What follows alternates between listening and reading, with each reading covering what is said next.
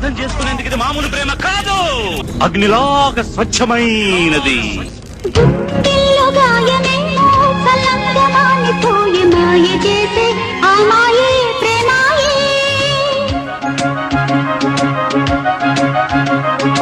ఎంత గాయమైన గాని నా మేనికేమి కాదు, పువ్వు సోకి నీ సోకు కందేనే. వెలికి రాని వెర్రి ప్రేమ కన్నీటి ధారలోన కరుగుతున్నది.